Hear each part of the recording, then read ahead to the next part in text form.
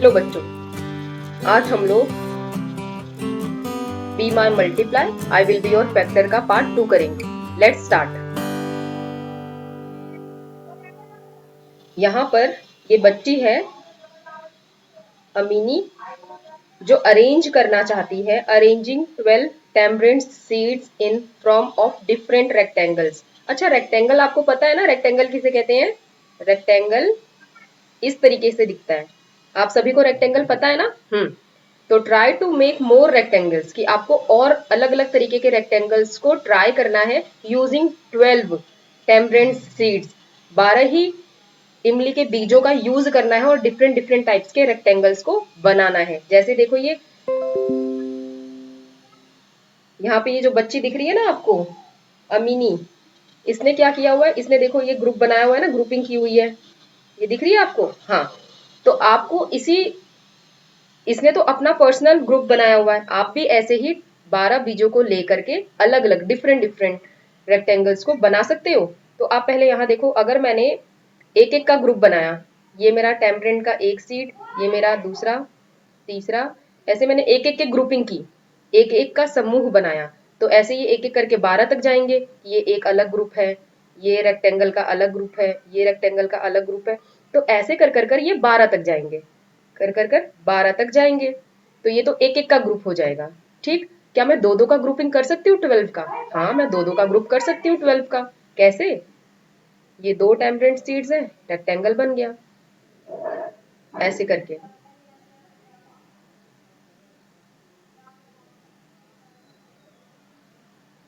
बन गए ना ये 12 बीज हो गए। गिन लो आप, 1 2 3 4 5 6 7 8 9 10 11 12, ये एक्स्ट्रा हो गया। हम्म तो ऐसे ही आप बताओ, क्या 3 का ग्रुपिंग हम कर सकते हैं 12 में? हाँ, 3 का ग्रुप भी कर सकते हैं, और एक भी बीज नहीं बचेगा, नहीं बचेगा ना? तो कर कर देखो।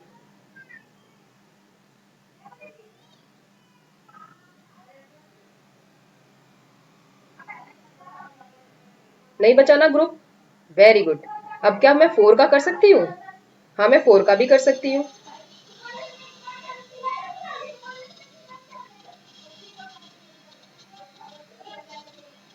ये देखो, 4 का भी हो गया, 3 का भी हो गया, 2 का भी हो गया और 1 का भी हो गया। क्या मैं 5 का कर सकती हूँ?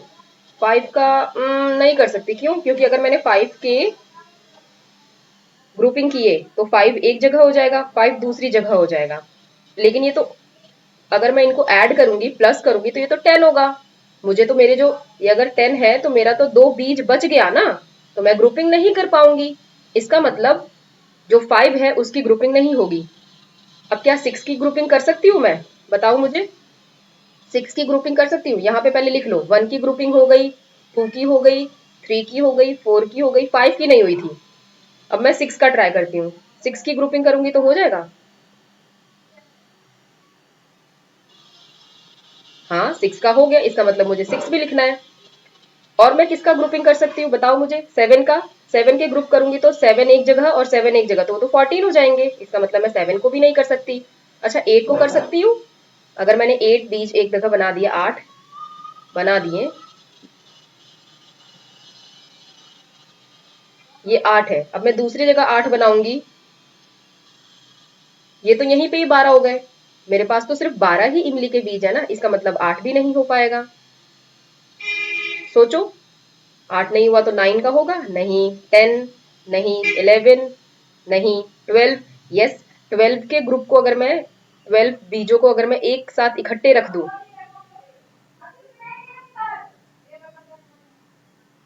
इकट्ठे रख दूं, तो ये एक ग्रुप बन जाएगा। इसका मतलब ये इतने ग्रुप में ही बन सकता है रेक्टेंगल। 1 2 3 4 6 और 12 रेक्टेंगल सिर्फ इतने ही ग्रुप में बन सकते हैं। हमने हेल्प कर दिया मिनी की, तो आप भी अपनी बुक में या नोटबुक में उसको ड्रॉ करिए। चलिए हम आगे चलते हैं। अब यहाँ पर आपको सेम वही क्वेश्चन है, बट कुछ अलग तरीके से पूछा हुआ है। यहाँ पर आपको ये ग्रिड्स दिए हुए हैं, colour a rectangle made of 20 boxes in some other वे।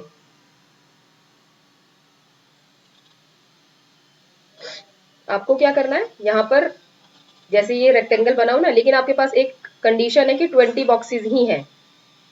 20 20 ही डब्बों में कलर करना है। अब चाहे वो आप एक के ग्रुप में करो, दो के ग्रुप में करो, तीन के ग्रुप में करो, चार के ग्रुप में करो, पर हाँ ग्रुपिंग वैसे ही करनी है, बचना एक भी नहीं चाहिए अलग से पेयर।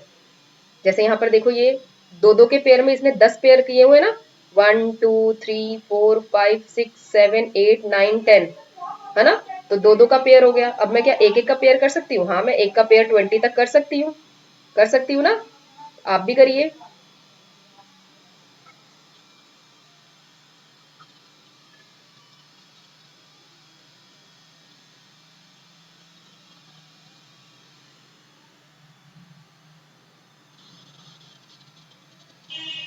1 × 20, 2 × 10, ग्रुपिंग हुई ना। अब नेक्स्ट ग्रुप क्या 3 का मैं कर सकती हूँ? नहीं, क्योंकि 3 के ग्रुपिंग करूंगी तो मैं कुछ ना कुछ कम पड़ेगा या ज्यादा पड़ेगा, क्योंकि 20 तो आ ही नहीं रहा है 3 के टेबल में। अच्छा 4 की ग्रुपिंग कर सकती हूँ? हाँ 4 की ग्रुपिंग कर सकती हूँ, क्योंकि उसमें 20 आता है।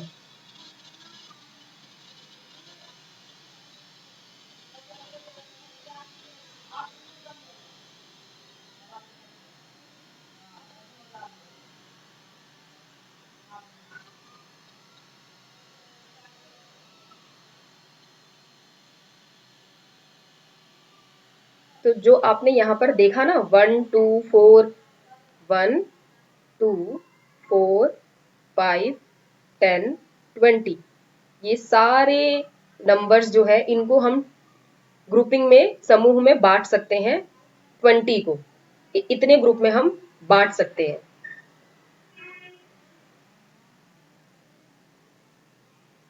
चलिए आगे चलते हैं।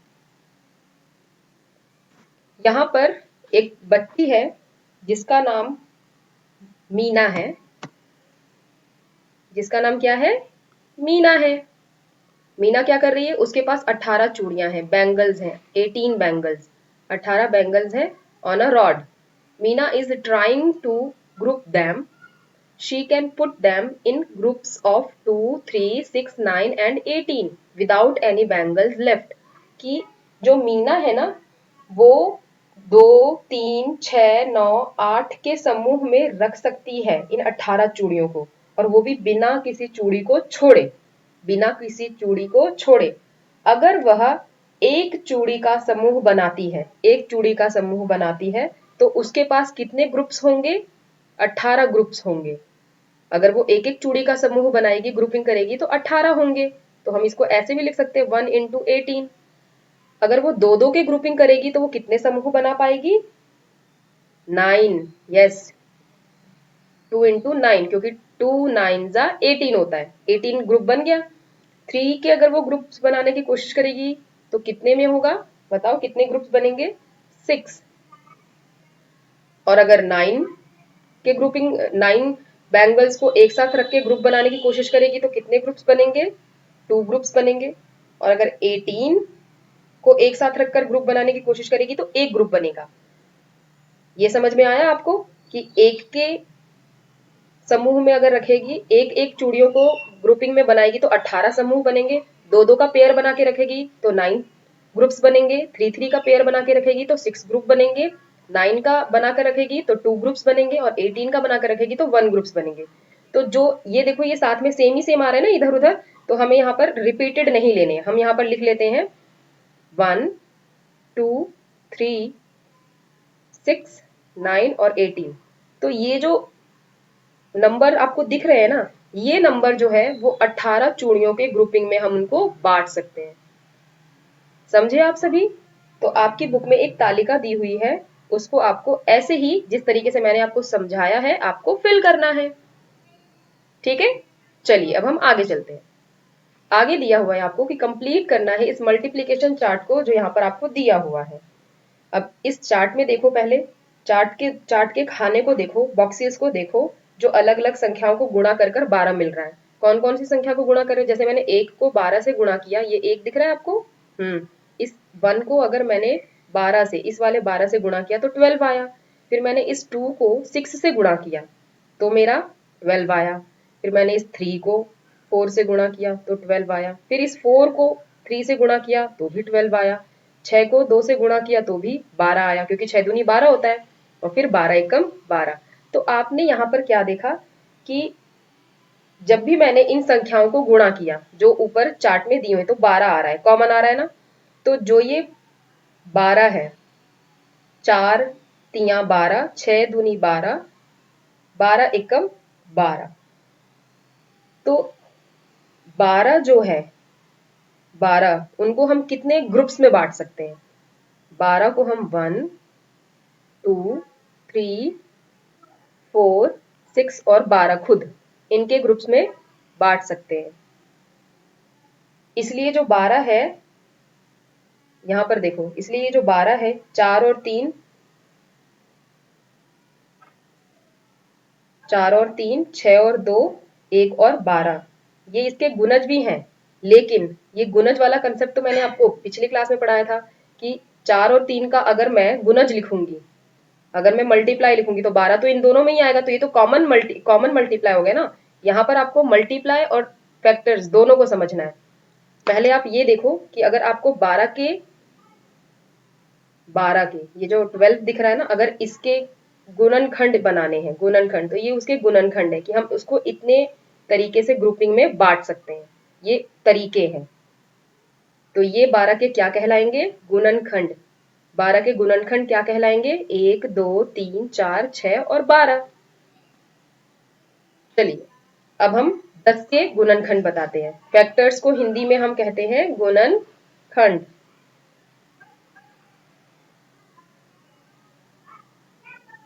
अब पहले 10 को हमें ना फैक्टर्स निकालने के लिए, गुणनखंड निकालने के लिए मेथड्स को पता करना चाहिए कि क्या मेथड है। जैसे मैंने अभी आपको पीछे बताया ना कि आपको देखना है कि आप डिवाइड कर देखो, भाग कर देखो। जैसे मैंने इस 10 का ग्रुप बनाना स्टार्ट किया, ग्रुपिंग करना स्टार्ट किया, तो 1 1 का ग्रुप करना शुरू करूंगी, 1 से डिवाइड करूंगी तो ये पूरा 1 से चला जाएगा। फिर मैं 2 से डिवाइड करने की कोशिश करूंगी, ये देखो 10 को अंदर रखा 2, तो 2 5 जा 10 होता है ना। तो 2 से भी चला गया ये। अब मैंने 3 से करने की कोशिश करी, क्योंकि मुझे पता करना है ना, तो 3 3 जा 9 होता है, यहाँ तो 1 रिमाइंडर बच गया, इसका मतलब ये नहीं होगा, तो मुझे यहाँ पे 3 नहीं लिखना। क्या मैं 4 से कर देखती हूँ, 4 से हो जाएगा? नहीं, 4 से भी नहीं होगा, यहाँ पे 2 रिमाइंडर बच जाएगा, तो ये भी नहीं हुआ। 5 से, हाँ 5 से हो जाएगा, क्योंकि 5 2 जा 10 होता है, तो 5 से भी चला जाएगा, 6 से भी नहीं जाएगा, ऐसे ही सेम 10 से चला जाएगा। तो ये इसके फैक्टर्स हैं, ये इसके गुणनखंड हैं। 10 के गुणनखंड कौन कौन से हैं बताओ मुझे।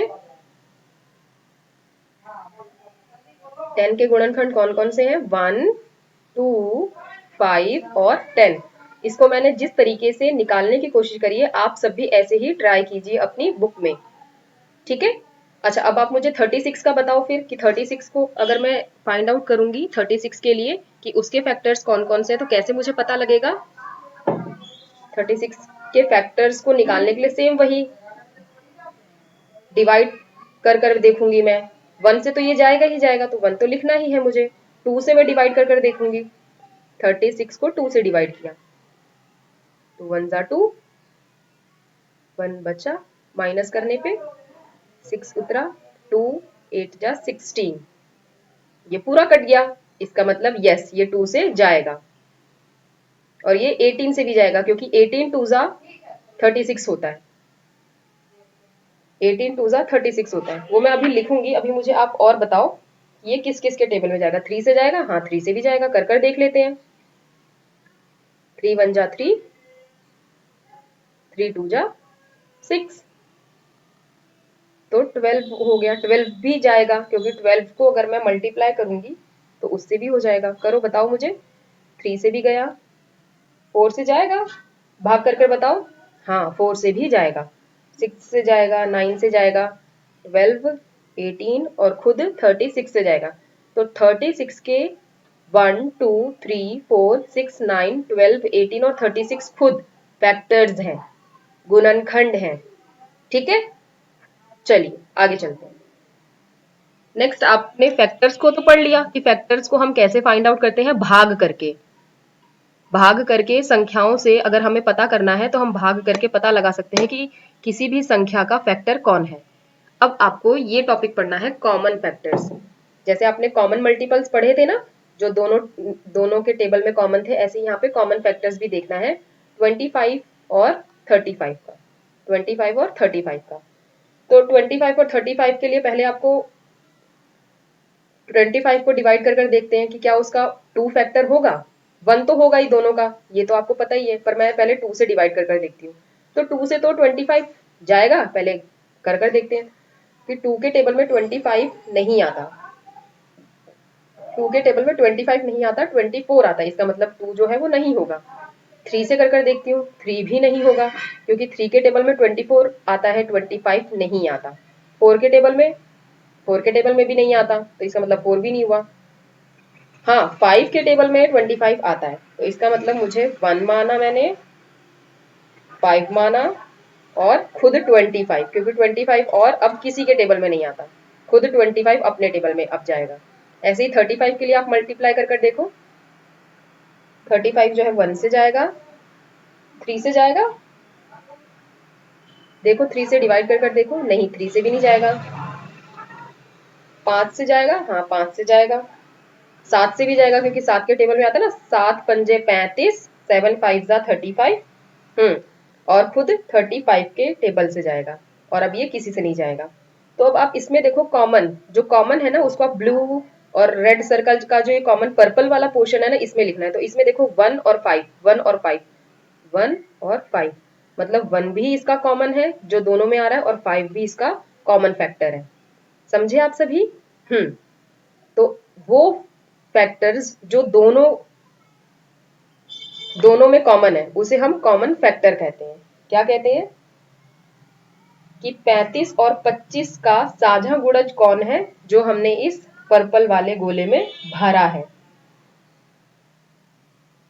समझे? चलिए अब हम आगे चलते हैं।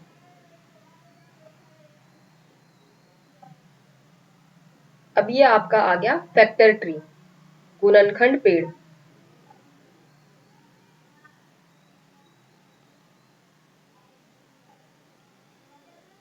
गुणनखंड पेड़।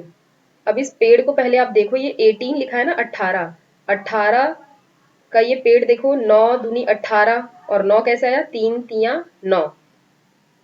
ऐसे ही आपको अलग तरीके से अगर आप बना सकते हो तो बताओ मुझे कैसे होगा ये, ट्राई करो और बताओ। ये 18 और किसके टेबल में आता है?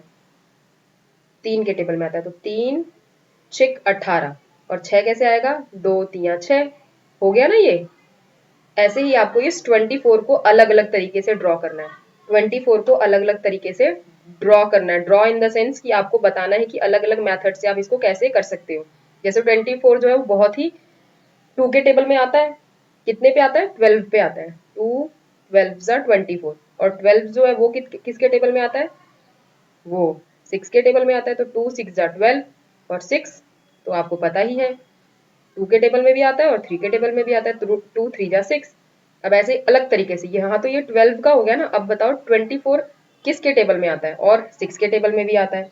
तो यहाँ पर मैं इस तरीके से लिख सकती हूँ, 6 4 जा 24।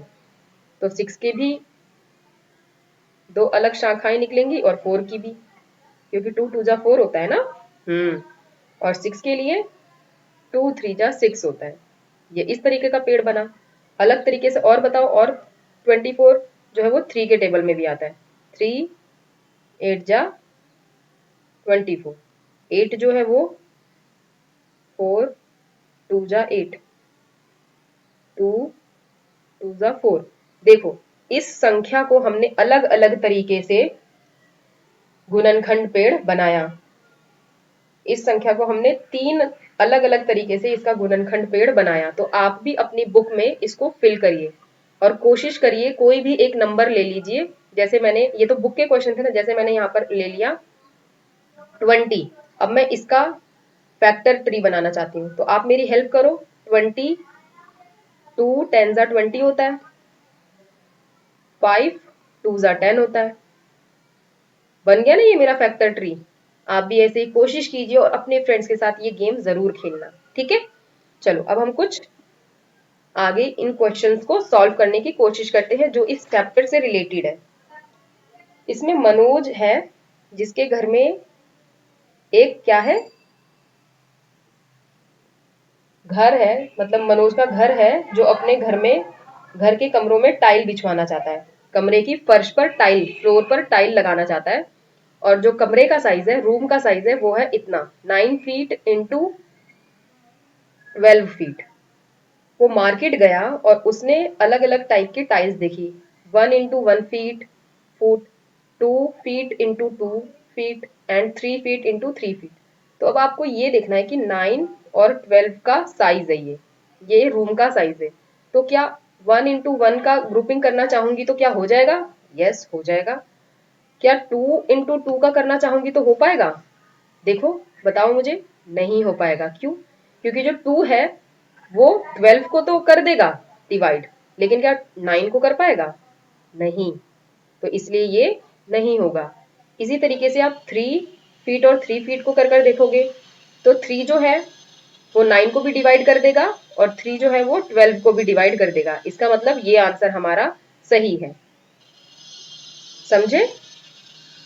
तो आपको इसका आंसर लिखना है कि 3 फुट वाली जो आकार की टाइल वो खरीदेगा, वो बिना काटे अपने घर के फर्श पर बिछा सकता है।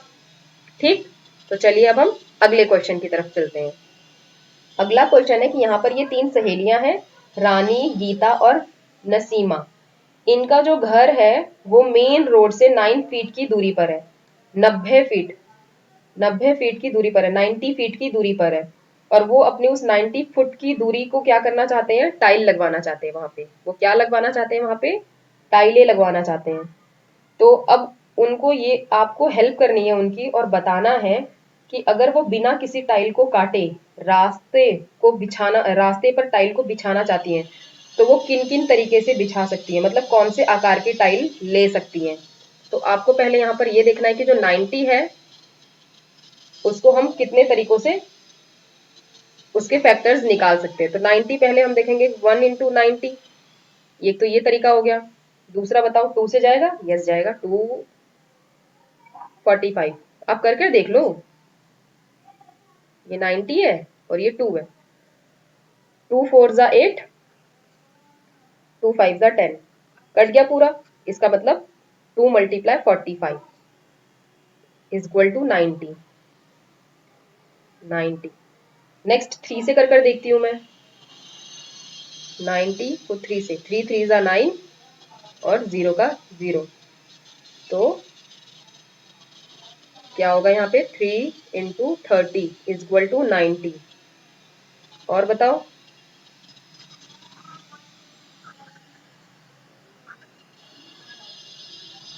और मैं 4 से भी कर देखती हूँ।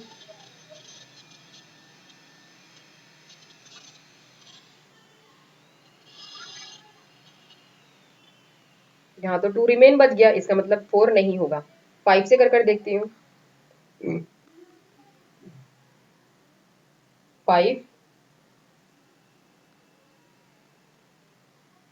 यस 5 से चला गया पूरा।